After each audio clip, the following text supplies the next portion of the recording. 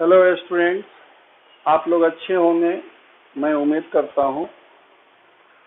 और आप लोगों को पहले 11th का कुछ अकाउंटिंग टर्म्स आपको पीछे वाले वीडियो में दिया गया था। तो आज मैं अगला टर्म जो मिलेगा यानी बेसिक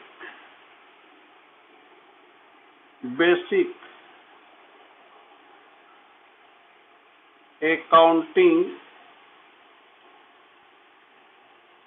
टर्म्स,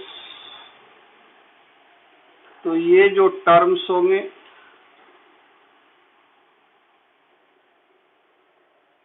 जिसमें पहला पीछे तो दिया गया है रेवेन्यू।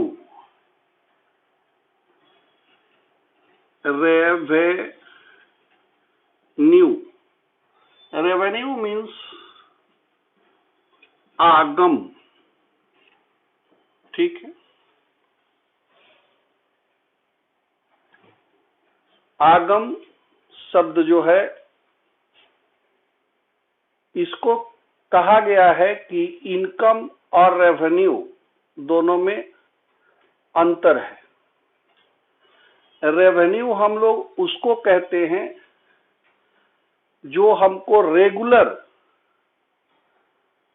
हमें प्राप्त हो, रेकरिंग नेचर जिसको कहा गया, उसी को हम लोग रेवेन्यू कहेंगे। तो थोड़ा लिखा जा सकता है रेवेन्यू इज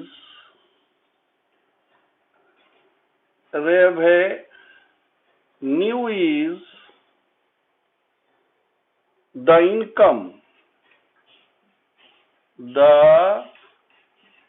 क्या है? इनकम है। इनकम मीन्स आय है, तो आय कहा गया है, लेकिन ए रेकरिंग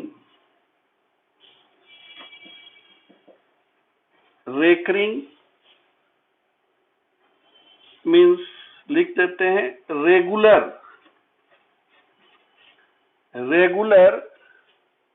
नेचर,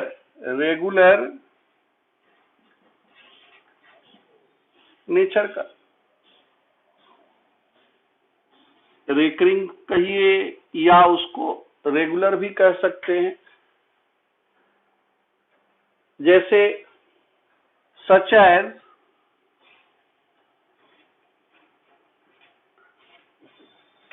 एज दिया जा सकता है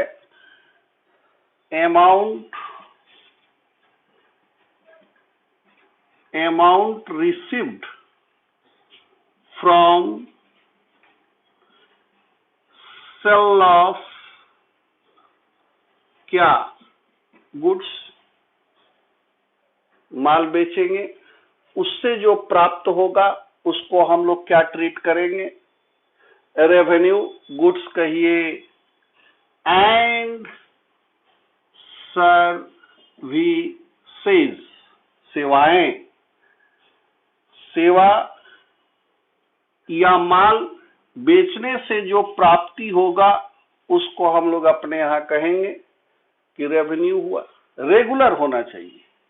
अब मानिए फॉर्म के द्वारा अपना कोई किराए पे अगर दिया गया है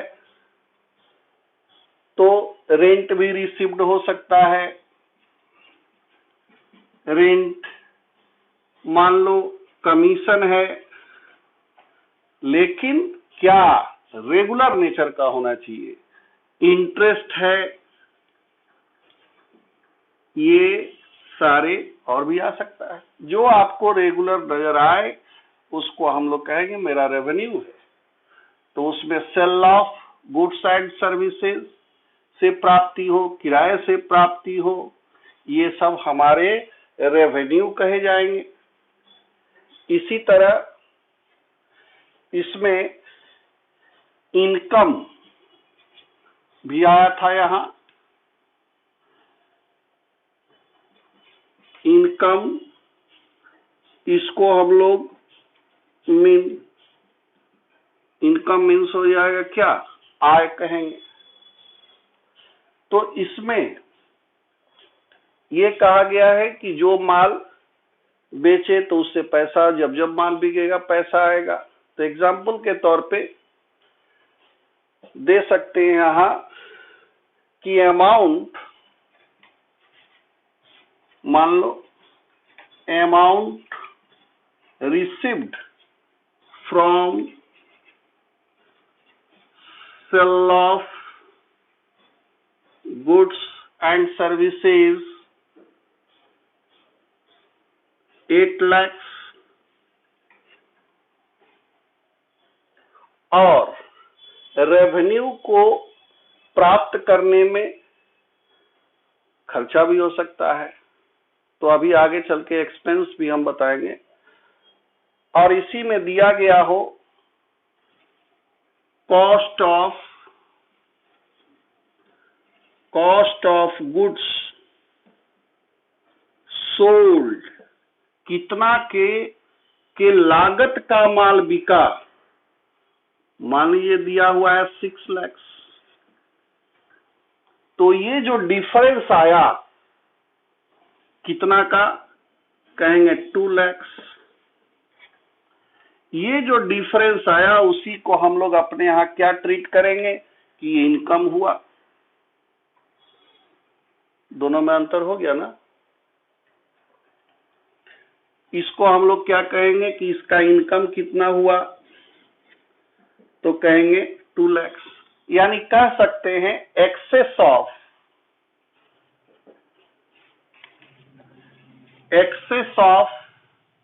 revenue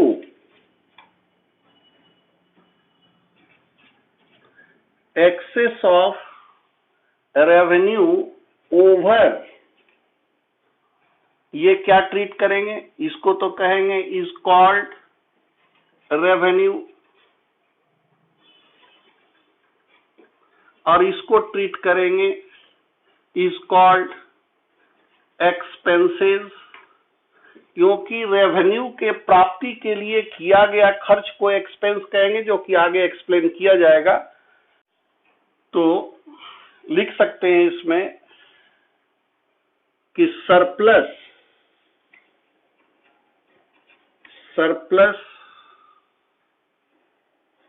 of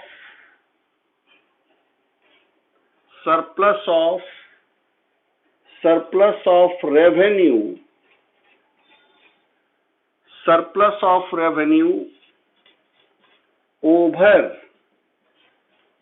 expenses is called क्या, इनकम। यही इनकम हुआ। तो यहां पे इसको इक्वेशन के तौर पे लिखा जा सकता है, यानी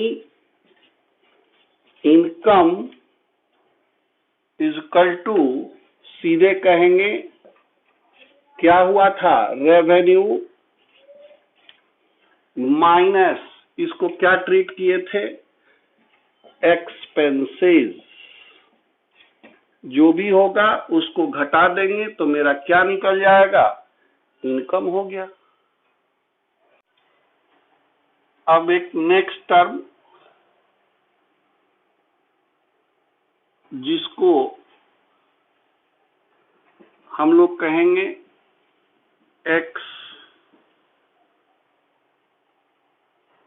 एक्सपेंसेस। एक्सपेंस मीन्स खर्च को कहा गया। तो एक्सपेंस किसे कहेंगे, तो इसमें सीधा बात यह है कि व्यवसाय की अल्पकालीन शॉर्ट टर्म रिक्वायरमेंट के लिए जो पैसा हम लोग खर्च करते होंगे, जिसका बेनिफिट ले रहे हैं पैसा दे रहे हैं, जिसका बेनिफिट ले रहे हैं उसको पैसा दे रहे हैं। शॉर्ट टर्म मीन्स पहले भी पढ़ाया गया था अकाउंटिंग पीरियड के ड्यूरिंग फाइनेंशियल ईयर कहता है लोग, अकाउंटिंग पीरियड जो भी होगा उसका, यानी वर्ष के दौरान जो उसके जरूरतों को पूर्ति करने के लिए जो भी आपको खर्च बैठ जाता है, जो भी लागत बैठता है, उसी को एक्सपेंस ट्रीट करेंगे। तो कह सकते हैं कि the cost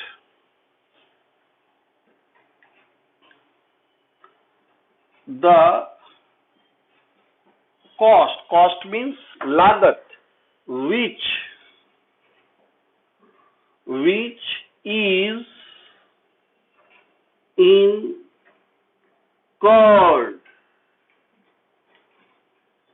incurred to get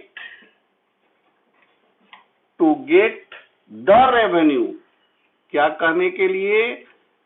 revenue की प्राप्ति के लिए जो भी हमारा लागत बैठता है उसी को हम लोग एक्सपेंस कहेंगे। इज रेवेन्यू इज क्या? एक्सपेंस, वो मेरा एक्सपेंस कहलाएगा। नॉर्मली जो हम लोग ये कह सकते हैं कि expenses are made to fulfil the short period, पीछे कहे थे ना कि अल्पकालीन जो भी उसकी जरूरत है उसके पूर्ति के लिए, रिक्वायरमेंट ऑफ ए बिजनेस जो भी बैठता होगा उसी को हम लोग क्या कहेंगे कि एक्सपेंस हुआ। इसमें सच एज कह सकते हैं कॉस्ट ऑफ गुड्स सोल्ड हुआ। मान लीजिए स्टाफ को सैलरी देना है, सैलरी पेड किया गया,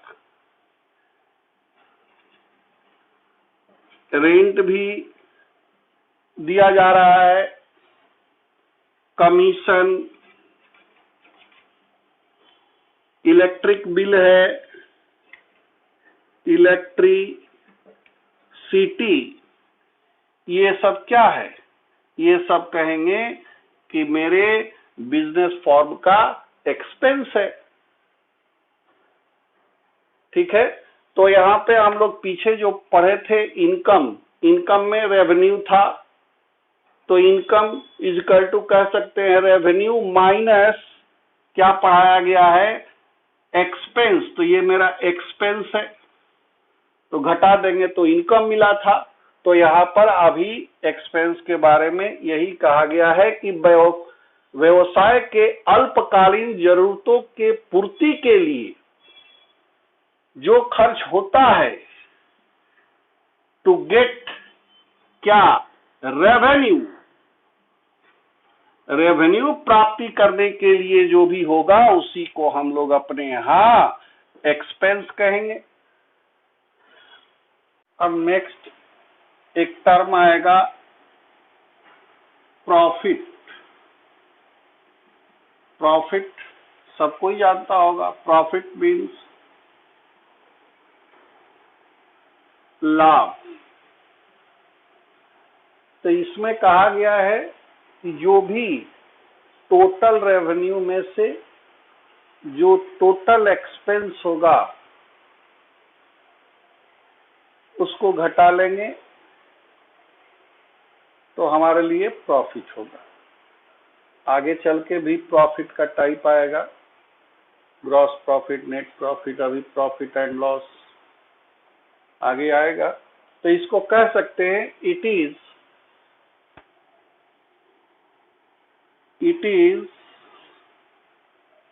the excess of total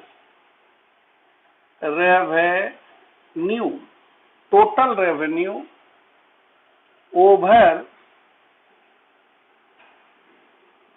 total over total expenses, total expenses of a business, of a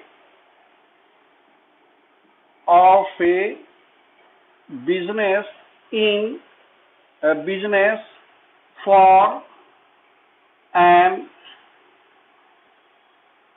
accounting period, यानी वर्ष के दौरान अकाउंटिंग पीरियड के बीच में जो टोटल रेवेन्यू है, टोटल एक्सपेंस से ज्यादा हो, उसी को हम लोग अपने यहाँ क्या ट्रीट करेंगे? प्रॉफिट। अब एक आएगा गेन, गेन करना, यानी वृद्धि इसको कहा गया। ये भी एक तरह से प्रॉफिट है, लेकिन इसमें क्या है, ये कैजुअल प्रॉफिट है। जैसे कहीं से लॉटरी से प्राप्त हो गया, या कोई बिल्डिंग जो था उसका मूल्य में वृद्धि होकर बिका, एप्रिसिएट कर गया, तो वैसे को हम लोग कहेंगे कि गेन हुआ। तो इसमें भी हम लोग लिख सकते हैं गेन्स जो है, कहेंगे प्रॉफिट्स अर्न्ड फ्रॉम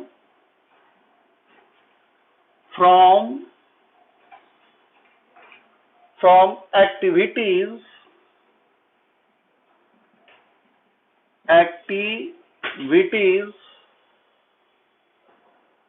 या कहेंगे अदर एक्टिविटीज, व्यापार के व्यवसायिक क्रिया या अन्य कोई क्रिया के द्वारा, अदर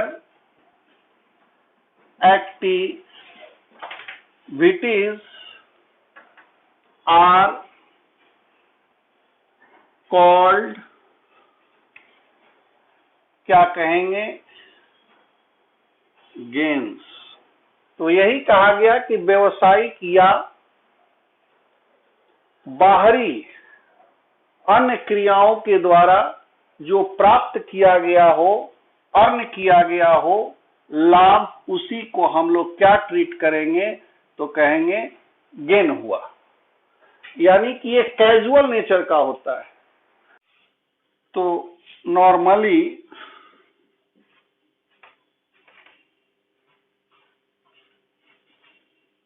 ये जो होगा कैजुअल नेचर का होता है, आकस्मिक जो आपको प्राप्ति हो वो कहेंगे कि गेन हुआ। यानी हम कह सकते हैं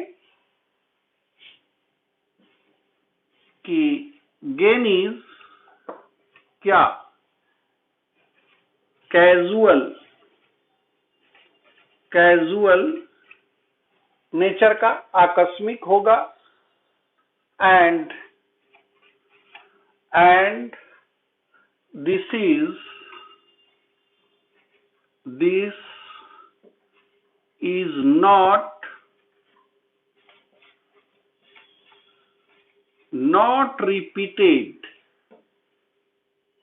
not repeated again and again, उसी को तो कैजुअल कहा गया। ठीक है, तो ये एक प्रकार से कहा जाएगा कि कैजुअल है। ये व्यवसायिक हो या बाहरी क्रियाओं के द्वारा प्राप्त किया गया हो जो प्रॉफिट दे। अब इसमें हम लोग एग्जाम्पल भी दे सकते हैं। जैसे कोई कोर्ट में केस है, हम लोग जीत गए, तो कहेंगे कि गेन हुआ हो। तो कह सकते हैं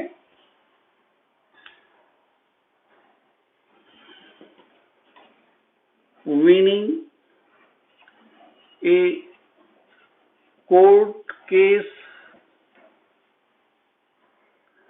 ये भी कह सकते हैं कि अगर कोई संपत्ति है, बिल्डिंग है, उसका वैल्यू बढ़ गया, उसमें वृद्धि आ गई, तो कहेंगे कि ये हमारे लिए गेन हुआ। जैसे 10 लाख उसका वैल्यू आज पहले था 10 लाख, आज हो गया 12 लाख, तो कहेंगे कि गेन हुआ 2 लाख। तो कह सकते हैं इसमें एप्रिसिएशन,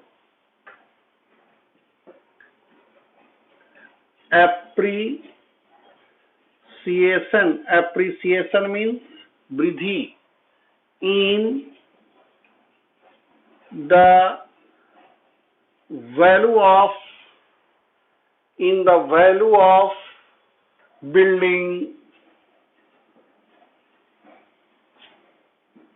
बिल्डिंग हो गया, प्लांट एंड मशीनरी, और भी होगा। तो यही है प्रॉफिट और ये है आपका गेन। आज बार इतना ही रहने दिया जाए, और अब हम कहेंगे लाइक, शेयर और सब्सक्राइब करो। जय हिंद, जय भारत।